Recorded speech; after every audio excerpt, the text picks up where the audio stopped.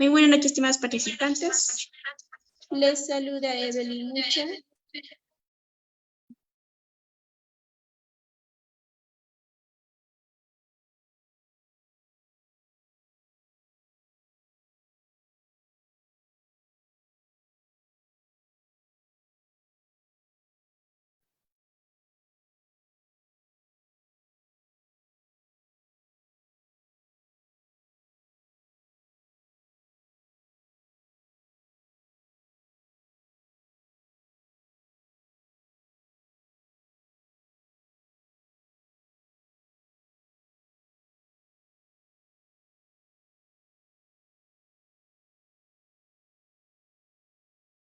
Muy buenas noches, estimados participantes. Les saluda Evelyn Mucha, asesora académica del Centro de Consultoría Internacional Público-Privado Galeno. Le doy la bienvenida a cada uno de ustedes. En esta oportunidad estamos llevando el curso de actualización internacional en protección radiológica.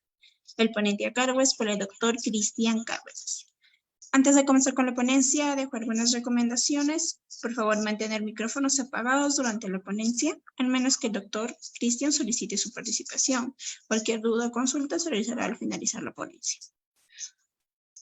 Lo que son los materiales, clase grabada y lo que es el certificado respectivo se pueden comunicar con nuestras asesoras académicas. Estamos dejando el contacto en el chat.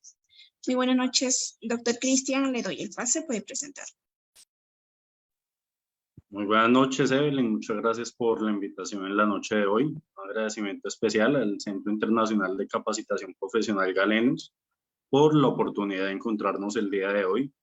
Bien, me presento, un placer. Mi nombre es Cristian Cárdenas, soy suboficial retirado de la Marina de Guerra aquí en Colombia, de la especialidad de Sanidad Naval. Tengo 2 carreras en el área de la salud, una en enfermería, otra en radiología. Cuento con un diplomado en medicina táctica, salud operacional y en radiología forense. Bien, sin más preámbulos, vamos a dar inicio a la capacitación programada. Permítanme en un momento, vamos a compartir el material adecuado para poder dar inicio.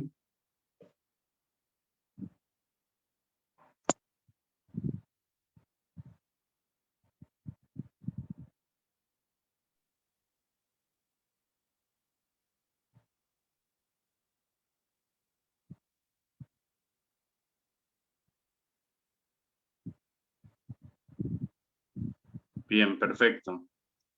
Todo el mundo ve las diapositivas de la misma manera en que yo las veo. La calidad de la imagen es buena, el audio es adecuado. Sí, doctor, se la escucha muy bien. Dale, muchas gracias. El día de hoy vamos a hablar sobre protección radiológica. Decimos entonces, ¿ya?, que la radiación ionizante no puede ser detectada con ningún sentido humano, ya que esta no se ve, no se escucha y no se siente. Esto nos conlleva a que la aplicación tecnológica de este tipo de radiaciones se encuentre sujeto a una serie de regulaciones con el objetivo de ¿qué? De reducir al mínimo el riesgo que implica el uso de la radiación ionizante. De acuerdo a esto, nace la necesidad de capacitar el personal en medidas básicas para operar equipos de radiación, a lo cual lleva por nombre curso de radioprotección. Bien, ¿en qué consiste la protección radiológica? Decimos que la protección radiológica consiste en la aplicación de una serie de conocimientos, el cual tiene como objetivo y finalidad conseguir que el uso de las radiaciones ionizantes se lleve a cabo de la mejor manera. De esta forma se va a evitar la producción de una serie de efectos biológicos adversos aplicado a la práctica médica, la cual busca abarcar tanto al personal médico, ¿ya?, como lo son los galenos, el médico especialista o radiólogo, los tecnólogos o técnicos, dependiendo del país. Sabemos que este lleva una carga académica diferente, por lo menos en Colombia. Somos tecnólogos en radiología e imágenes diagnósticas. En Europa son técnicos y en otra serie de países de Latinoamérica suele conllevar un grado totalmente diferente. En algunos lugares es licenciado, en otro tecnólogo, en otro técnico, en otro operador de rayos X.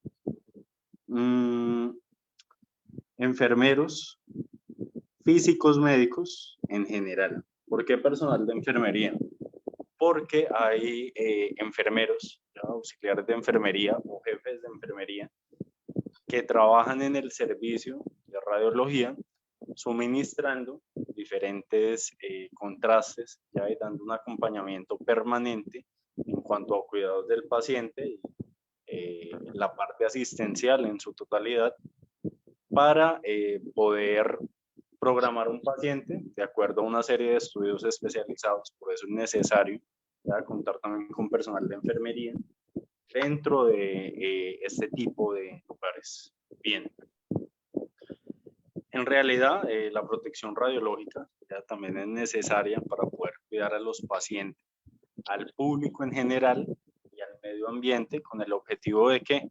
De poder evitar la mayor exposición innecesaria e indebida al medio ambiente y al público de forma global.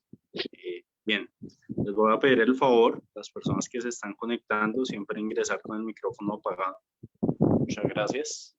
Bien. ¿Qué objetivos tiene la protección y la seguridad radiológica? Dentro de los objetivos generales que podemos traer a colación, decimos que evita la aparición de una serie de efectos determinísticos. Va a reducir la probabilidad de los efectos estocásticos. Dentro de los objetivos específicos, busca eliminar el temor a las radiaciones sin ignorar la subestimación de los mismos. ¿A qué me refiero a esto? Siempre hay que poner sobre la balanza un riesgo-beneficio. Entonces, si bien es cierto que la exposición a la radiación ionizante puede traer una serie de consecuencias o efectos adversos, hay que tener también en cuenta cuál puede ser el beneficio de la exposición para el paciente. Si realmente es mucho más el beneficio, ya que el riesgo que va a tener el individuo. Bien. Por otra parte, decimos que este da confianza al personal en el desempeño de las labores a partir de una serie de programas de capacitaciones en el uso de radiaciones, así como evitar la irradiación innecesaria al personal, a los pacientes, al público en general e inclusive al medio ambiente. Bien. Hay unos principios de protección y de seguridad radiológica. Dentro de estos tenemos en cuenta la justificación, la optimización y la limitación de la dosis. Decimos que la justificación no se deberá efectuar ninguna actividad que produzca exposición a radiaciones, a menos que vaya a producir un beneficio al individuo expuesto o a la sociedad, de modo que siempre se tiene que compensar el riesgo causado. La práctica del uso de radiación siempre tiene que tener como objetivo un beneficio más que un daño.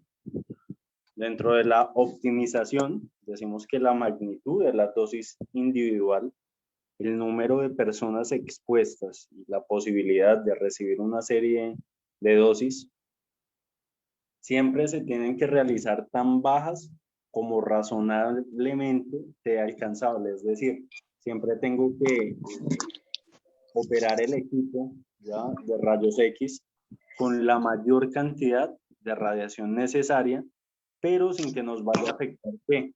La calidad de las imágenes, ¿de acuerdo? Bien, esto se considera como recursos técnicos, humanos, económicos, factores sociales, o llamado de forma comúnmente principio de Alara.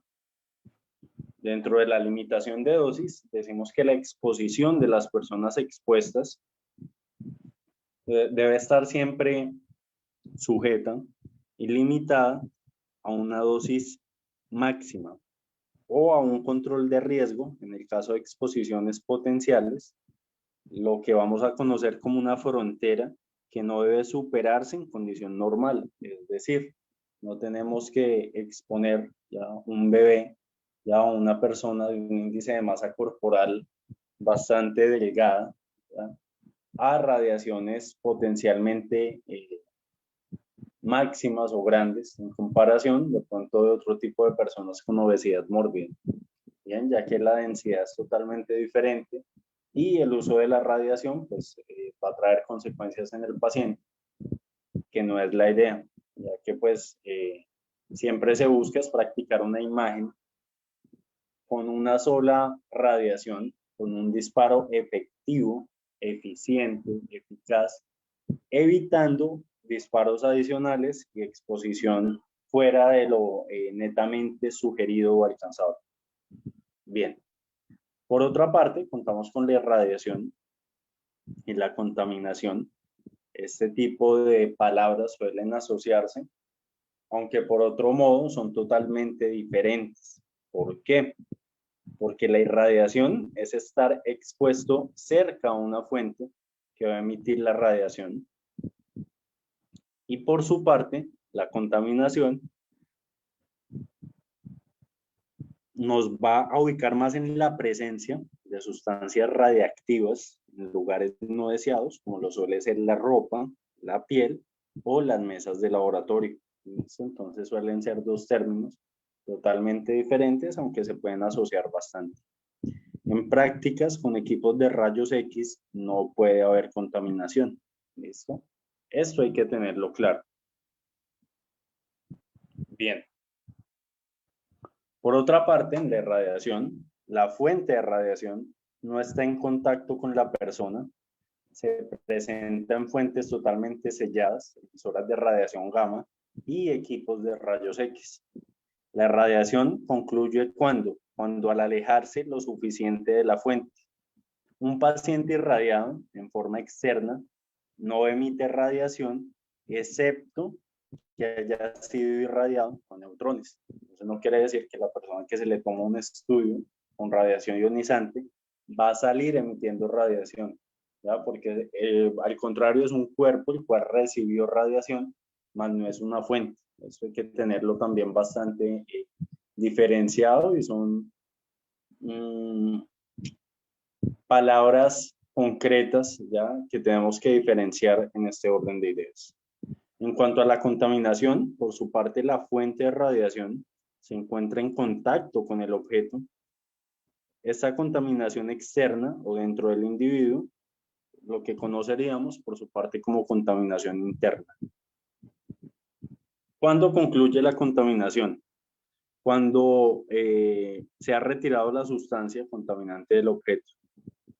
El efecto nocivo, ya es decir, perjudicial, depende del tipo de radioisótopos, la forma físico-química, la actividad radiactiva, el periodo de decaimiento físico de la fuente y el periodo de decaimiento biológico.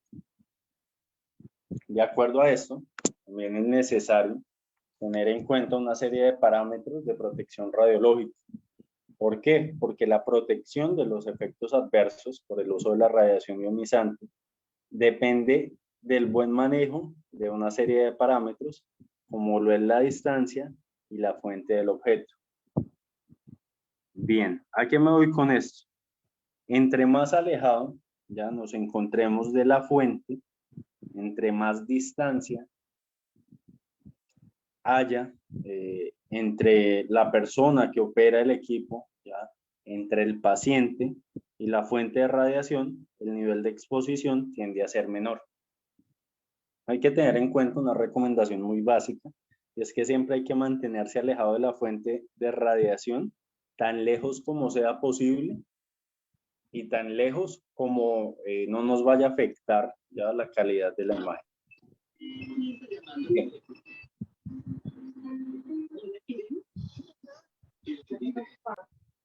Continuamos. Decimos en este orden de ideas, ¿ya?, que en cuanto al tiempo de exposición, el nivel de exposición va a tener una recomendación clave, y es que hay que permanecer cerca de la fuente el menor tiempo posible. ¿Listo?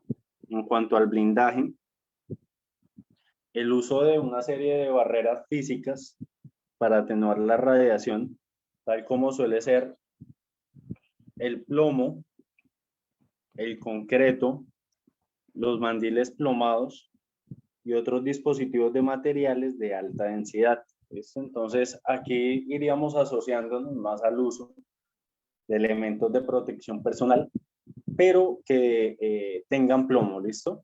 Entonces, a esto vamos a hacer alusión a todo lo que tiene que ver como chalecos, como protectores gonadales, protectores de tiroides e inclusive gafas plomadas, ¿ya? Para poder proteger el cristalino. Esto cuando supera más que todo equipos portátiles y equipos de cirugía, ya los cuales reciben el nombre de fluoroscopio. Bien, dentro de los límites de dosis hay que tener una serie de aspectos generales. Los límites de dosis son unos valores frontera o determinadas prácticas con radiación ionizante a efecto de poder prevenir efectos biológicos negativos. Dentro del grupo expuesto, contamos con trabajadores ocupacionalmente expuestos, ¿ya? Es decir, personas que operan equipos de rayos X. Estos tienen que tener unos límites de dosis de 20 milisievert de año de dosis efectiva en un promedio de 5 años. 50 milisievert año de dosis efectiva como máximo, pero no superar los 100 milisievert en 5 años. 150 milisievert el año de dosis equivalente, ya en el cristalino, es decir, en los ojos, y 500 milisievert el año de dosis equivalente en la piel y las extremidades, ya que suelen ser los lugares, ya, donde no hay una protección permanente, ya que el chaleco, el protector gonadal y el de tiroides nos van a cubrir son órganos principales, ¿ya? Lo cual nos va a dejar miembros inferiores y miembros superiores totalmente desprotegidos. Por otra parte, los estudiantes durante la capacitación tienen que tener un límite de dosis de 6 milisieverts, año de dosis efectiva, 50 milisieverts, año de dosis equivalente en cristalino y 150 año de dosis equivalente en la piel. Para el público en general, debe tener un milisievert de año de dosis efectiva, 15 milisievert de año de dosis equivalente en el cristalino y 50 milisieverts de año de dosis equivalente en la piel. Bien. Dentro de los límites de dosis vamos a tener en cuenta una serie de aspectos particulares, como los límites de dosis para la exposición ocupacional de todo trabajador son de aplicación en el caso de la exposición ocupacional de mujeres no embarazadas.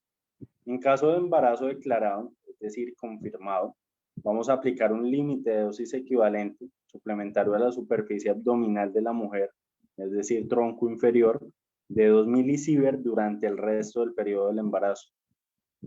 El límite de dosis para el paciente en general es que los pacientes no tienen un límite de dosis en radiodiagnóstico. Las dosis entregadas deben de ser las mínimas posibles. En radioterapia, por su parte, la dosis en la parte del tejido a tratar tiene que ser muy alta y en tejido sano la mínima posible. Esto cuando hablamos de radioterapia, ¿bien? ¿Qué hay que tener en cuenta? En las mujeres en estado de gestación o en estado de embarazo, es una contraindicación tomar un estudio en un paciente que está en estado de embarazo, pero vuelve y juega. Existe el riesgo-beneficio. Si es un paciente que necesita una placa de tórax, que de pronto tuvo algún tipo de eventualidad donde se está colocando en riesgo de manera inminente, de manera urgente, la vida de la mamá, es necesario la irradiación.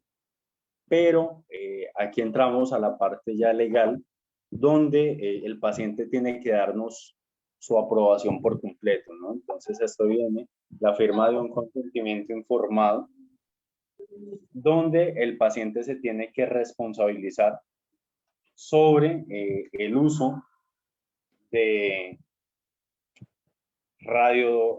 radiación ionizante en el cuerpo, ¿listo? Entonces, a esto es muy importante ya que el paciente tenga total acuerdo ya y que esté consciente de su estado de gestación y de las posibilidades de que tal vez el feto pueda tener algún tipo de complicación. Bien. Dentro de los límites de dosis para el paciente, hay que tener en cuenta los aspectos anteriormente descritos. En el sistema de control y protección radiológica existe la definición y delimitación de áreas de trabajo, es decir, de rayos X.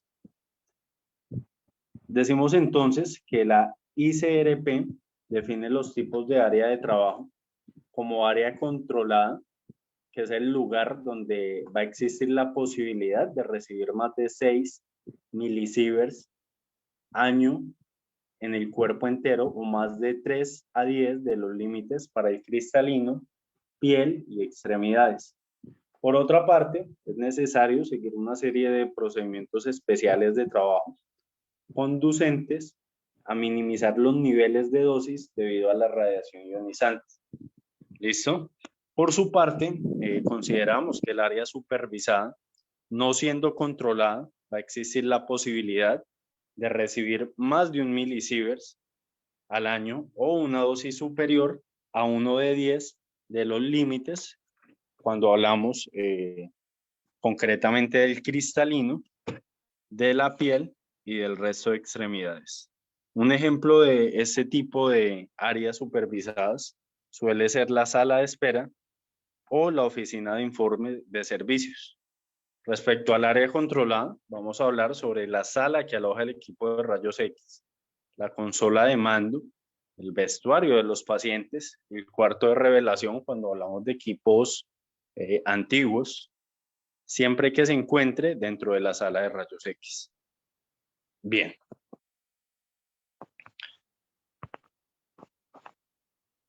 Del diseño de las instalaciones es importante tener en cuenta que el propósito del diseño de una instalación y distribución de áreas de trabajo en un servicio de rayos X es para brindar ¿qué? Protección radiológica, tanto al personal del departamento de rayos X, a los pacientes cuando no están siendo explorados, es decir, cuando no están siendo expuestos a radiación, al público, a los visitantes, al personal que se encuentra en sala de espera, a las personas que trabajan en áreas adyacentes o próximas a instalaciones de rayos X. Decimos en este orden de ideas que los datos requeridos van a incluir considerar que el tipo de equipos de rayos X, el uso o la carga de trabajo también para el mismo, el tipo de suspensión y dirección de las primarias, soportado tanto en el techo, en el suelo y en el arco, la ubicación del operador y las áreas vecinas. Entonces realmente es un estudio bastante minucioso que se tiene que realizar ya para poder dar la aprobación y el consentimiento de que el área de radiología es totalmente seguro, no solamente para el operador de la maquinaria, sino para los pacientes y el personal en general. El uso de señales de advertencia de los ambientes de trabajo deben estar debidamente demarcados y señalados a efecto de restringir el ingreso de personas extrañas al servicio, de esta manera evitar irradiaciones no justificadas. Decimos entonces que de un color rojo va a estar el área controlada y en un color amarillo va a estar el área supervisada. ¿Listo? Esto hay que tenerlo claro, que son códigos de colores. Es la forma de poder identificar cuáles son las zonas de riesgo. Bien. El monitoreo de áreas y vigilancia se va a hacer a través de equipos de dosimetría individual. La vigilancia dosimétrica individual sirve al personal ocupacionalmente expuesto para poder medir la cantidad de radiación a la que se va a exponer. ¿Listo? Hay una serie de clasificación de este tipo de instrumentos, como lo son de película o inline, termoluminiscentes, UTLD y digitales. Las recomendaciones para el uso correcto del dosímetro siempre va a ser de uso personal e intransferible. Debe ser usado durante todo instante que nos encontremos laborando, ya sea en área supervisada o en área controlada. Pasado las horas laborales, se tiene que guardar en un lugar lejos de campos de radiación ionizante. ¿Dónde se tiene que usar? Esto no es ni en el bolsillo, no es tampoco en la frente, no es tampoco en el pecho. Tiene que estar a la altura del tronco superior izquierdo, ¿listo? Alojado generalmente donde se encuentra el corazón, ya a unos 2 o 3 dedos, puede ser en el bolsillo, que queda alojado en el hemisferio izquierdo, es decir, a 2 o 3 dedos del esternón. El periodo de acumulación de dosis, es decir, el tiempo de uso, generalmente es en un mes, entonces cada mes vamos a cambiar de dosímetro. Los dosímetros van a tener un color distinto cada mes con la finalidad de no tender a confundirlos. Los dosímetros no tienen que ser abiertos por ningún motivo o circunstancia, ya que cualquier manipulación externa fuera del personal de ingeniería, de ingenieros biomédicos que tienen que operarlos y hacer el uso y control del mismo, puede alterar los resultados de este. Es un derecho del usuario conocer el reporte de dosis mensual y un tiempo prudencial a partir de la entrega o finalización del periodo de uso. ¿Listo? Los dosímetros, es importante tener esto en cuenta. Ellos no protegen, ¿listo? Únicamente nos informan cuánta dosis recibimos de radiación. Bien. ¿Cómo se organiza? Decimos entonces que se organiza a partir de organismos competentes. Se va a establecer una serie de conjuntos de medidas. El uso seguro de radiación ionizante, lo cual va a garantizar la protección de los individuos y del medio ambiente en general. Y una serie de riesgos según la fuente de radiación. Decimos entonces que la exposición externa son fuentes que no están en contacto con la persona, fuentes de radiación gamma y equipos de rayos X. La exposición externa concluye cuando nos alejamos de la fuente. Por su parte, los riesgos que se pueden ocasionar según la fuente de radiación es la contaminación, que es la fuente en contacto con la persona de manera superficial o de forma interna. Dentro de las magnitudes radiológicas encontramos la radiometría, la dosimetría y la radioprotección. Decimos que la radiometría va a tratar magnitudes asociadas a un campo de radiación que son la cantidad, es decir, la afluencia de partículas de números y de calidad de As para el kilovoltaje, el miliamperio y la carga de disparo. Por su parte, la dosimetría va a contar con magnitudes relacionadas con la medida de la energía absorbida y de la distribución contenida en la exposición de dosis absorbida. Por su parte, la radioprotección son magnitudes relacionadas con el efecto biológico de las magnitudes dosimétricas, donde la dosis equivalente en un tejido es conocida como la dosis efectiva. ¿Listo? Allí viene la diferencia entre dosis efectiva y dosis absorbida. Bien. Dentro de la protección, entonces, es importante tener en cuenta que para limitar y reducir la exposición a la radiación a un mínimo posible, se tienen que considerar principalmente 3 factores, como lo es la distancia, el tiempo y el blindaje, como ya lo definimos anteriormente. Tener en cuenta que hay diferentes límites de dosis y la clasificación de las personas profesionalmente expuestas. ¿A qué vamos con esto? Decimos entonces que toda persona que se desempeñe en las instalaciones radiactivas o que opere los equipos generadores de radiación ionizante están expuestas a dichas radiaciones. Dentro de la clasificación de personas profesionalmente expuestas, vamos a dividirlo en 2 categorías inicialmente. Está la categoría A, que son personas que por las condiciones del trabajo no es improbable que reciban dosis superiores a 3 de 10 de alguno de los límites anuales de dosis. Para las personas pertenecientes a esta categoría es obligatorio el uso de dosímetros individuales que van a medir la dosis externa representada en la totalidad del organismo durante toda la jornada laboral. Es decir, que en la categoría A y a todo el personal que opera equipos de radiación ionizante. Dentro de la categoría B, entonces son aquellas personas que por las condiciones de su trabajo es muy improbable que reciban dosis superiores a 3 de 10 de alguno de los límites anuales de dosis efectiva. Para las personas pertenecientes a esta categoría, no es importante el uso de dosímetros personales, no es obligatorio, siempre y cuando se disponga de dosimetría diaria en los lugares de trabajo, que van a permitir controlar qué dosis recibidas son inferiores a 3 de 10 de acuerdo a los límites anuales de dosis. Entonces, ayer íbamos a hacer un control en aquellas áreas secundarias, como suele ser el cuarto de transcripción, donde suele estar personal todo el tiempo.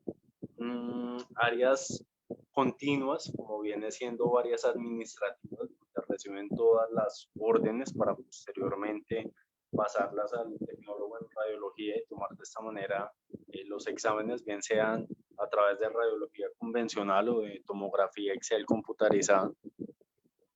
Y el resto de lugares cercanos ya o servicios cercanos, donde probablemente puede haber algún tipo de dosis. Bien.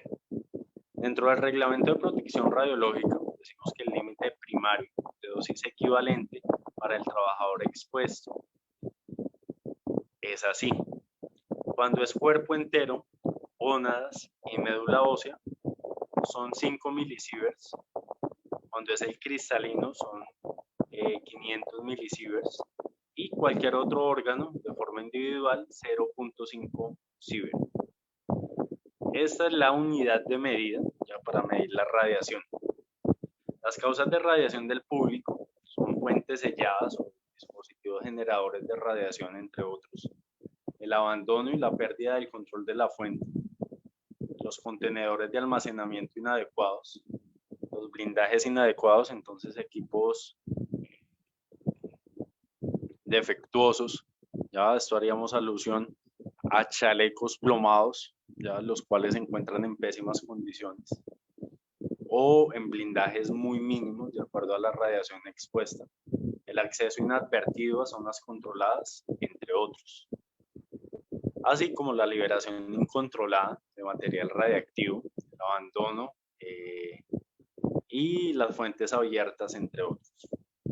Bien, de acuerdo a la radiosensibilidad, hay una baja radiosensibilidad en qué?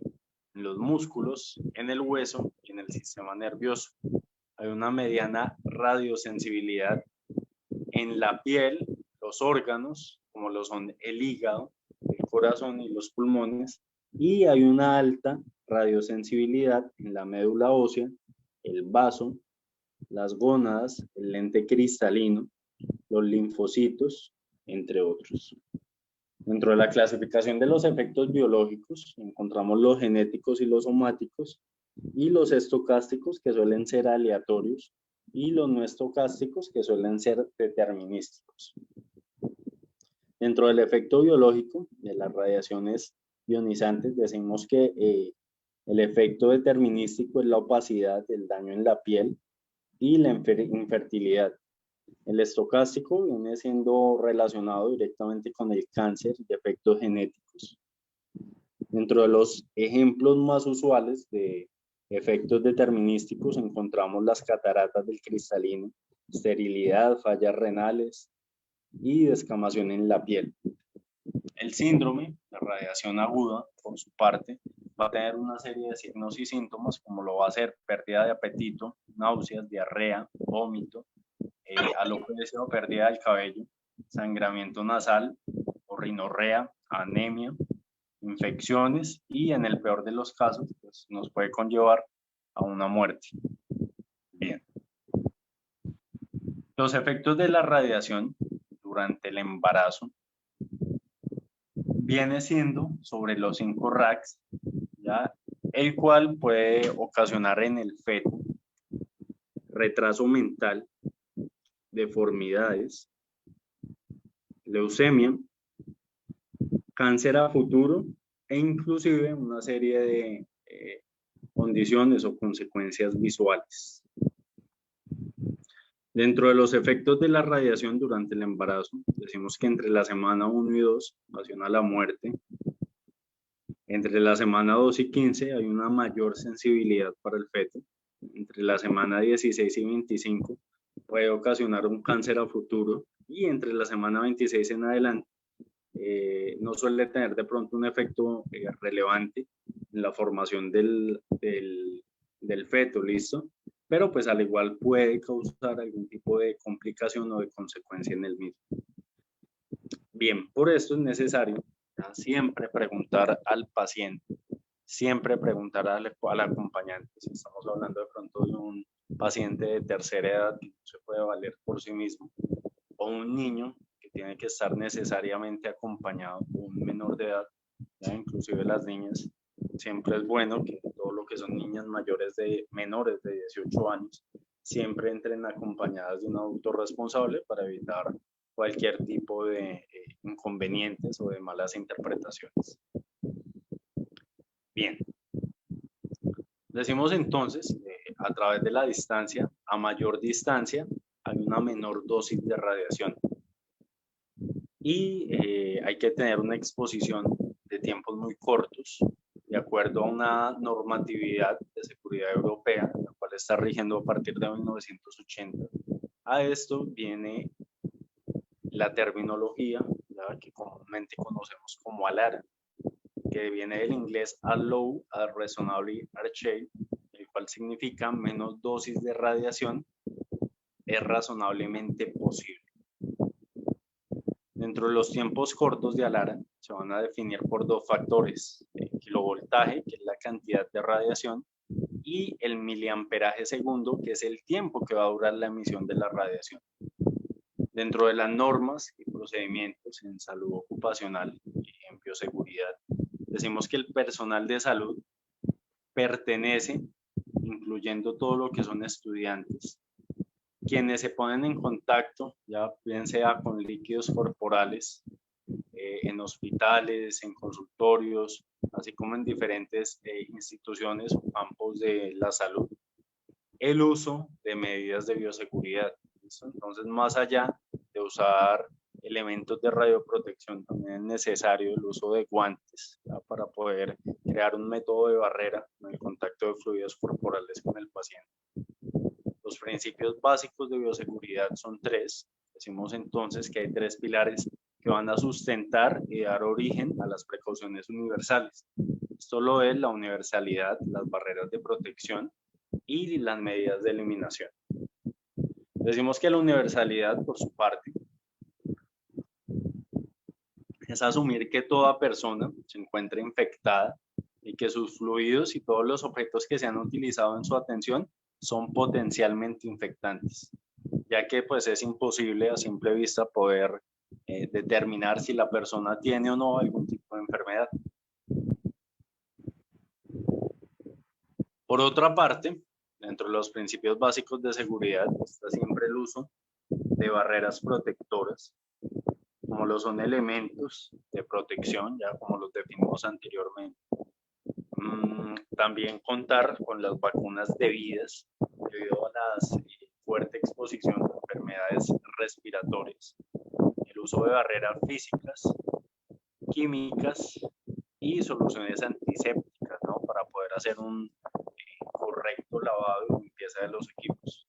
Dentro de las precauciones universales, traer a colación, decimos que el lavado de manos es el más indicado, el uso de guantes, de mascarillas, el uso de soluciones antisépticas. Dentro de las precauciones universales, tener cuidado con el contacto con líquidos corporales. Esto hacemos alusión a sangre, saliva, semen, lágrimas, líquido amniótico, entre otros. Siempre hacer una limpieza, una desinfección posteriormente en el área de cirugía, una esterilización ya de los diferentes elementos de pronto que se pueden usar, ya, o que pueden llevar a ser agentes de contaminación. Manejo de objetos afilados y punzantes. El manejo y eliminación segura de desechos y recipientes. Esto viene un poco más encaminado al personal de enfermería que trabaja en el área de radiología cuando se van a suministrar contrastes. Y y el aseo y desinfección adecuada de los ambientes del establecimiento, el cual se sugiere que tiene que ser con hipoclorito de sodio con una concentración de un 10%. Dentro de las barreras protectoras, entonces es importante el uso de guantes, mascarillas, batas, gorros y lentes. Muchas gracias. ¿Preguntas, dudas, inquietudes?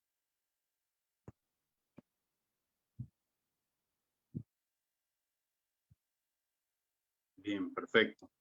No siendo más, si no hay ningún otro tipo de intervención, agradecerles por su participación, por su tiempo y confianza en el Centro de Capacitación Internacional Galenos. Muchas gracias por su tiempo en la noche de hoy. Dios los bendiga, buen viento, buena mar. Un abrazo desde el país del mejor café, desde Colombia. Les agradezco si por favor me dejan un mensaje en el chat sobre su punto de vista sobre la capacitación. Para mí es importante.